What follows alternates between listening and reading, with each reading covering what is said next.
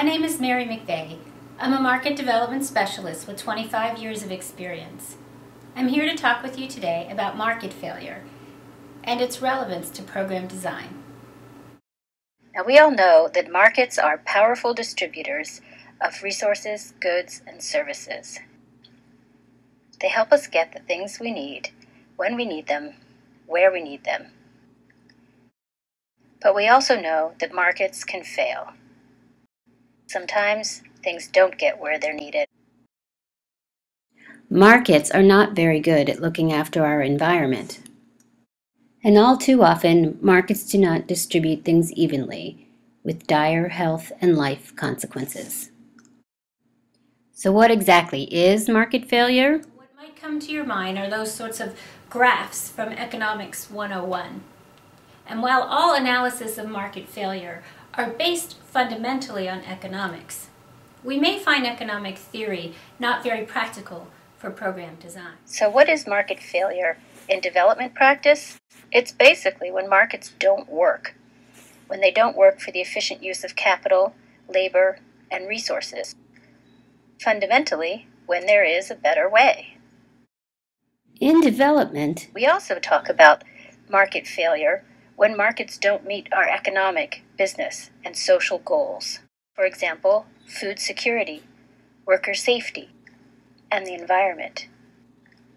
Happy birthdays and iPods for all. Okay, well, maybe not that. There are many different frameworks for explaining market failure. In addition to economics frameworks, around 2001, when we were developing the BDS market development approach, we introduced a very simple framework that just looked at supply failures, demand failures, and failures in transactions or people's ability to do business. That was a great introductory framework. But now that there's so many advanced practitioners in developing markets, it's more useful to have a more nuanced framework. I like the one that's part of the Making Markets Work for the Poor literature. This framework is relevant for a wide range of populations, not just the poor and the very poor. It's used by DFID, FDC, and several other agencies, and so it's fairly well known. And most importantly, it has very useful categories for development work. And I'll show you what I mean. The first market failure surrounds the issue of power, and it has to do with monopoly, oligopoly, or other forms of imperfect competition. The second one is an information market failure, and I like to add skills in here too. That is, how people apply and use information. Now, a market failure in information could be not enough information, the wrong kind of information, information in the wrong language, or in written form when people need it in video. It can also mean too much information, like information overload. Anybody experienced that lately? Underlying these and many other market failures is social exclusion. And by this, we mean that certain groups of people, as defined by their social characteristics, are excluded from market activity or don't have equal access. Women pretty much universally have faced this barrier, but in many circumstances, different ethnic groups, religious groups, geographic areas, or people with certain political affiliations also have lower market access.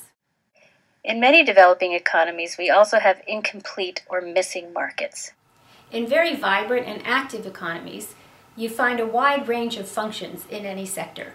Lots of traders and transporters, advisors and consultants, and entrepreneurs ready to provide all kinds of services, from delivering lunch and tea to spraying crops. But in other economies that are not as active, those markets may be very incomplete or missing altogether. Another common market failure in developing economies is the failure of coordination. And this is when the development of one market depends on the development of another. So, for example, there may be great opportunities in mechanized food processing, but if the market for electricity is very weak and the electric supply is irregular, then investments in modern food processing will be at risk. And finally, some of the more well-known and common market failures: externalities and social or public goods. An externality is when the market price doesn't include the full cost of producing a good or service.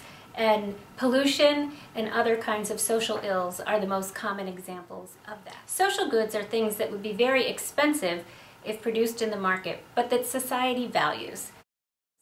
These may be large-scale projects such as bridges, hospitals, or it could be individually consumed items that are too expensive for individuals to actually purchase, or for most individuals to purchase, things like healthcare and education.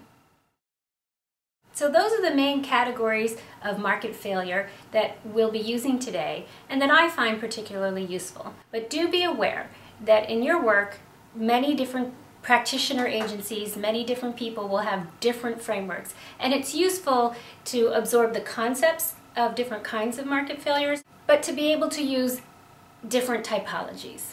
Now, in any real-life situation, it's very rare to find just one market failure. And part of that reason is that you're very rarely working with one market.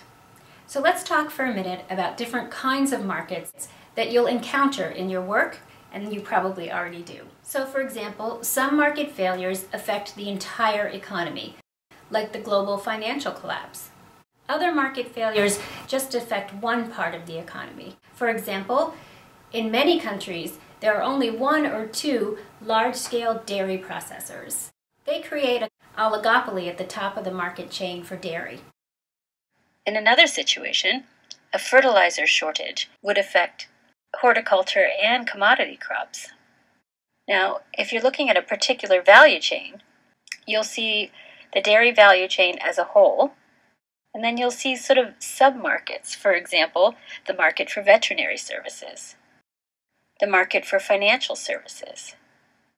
And then you may also consider what's going on in different channels.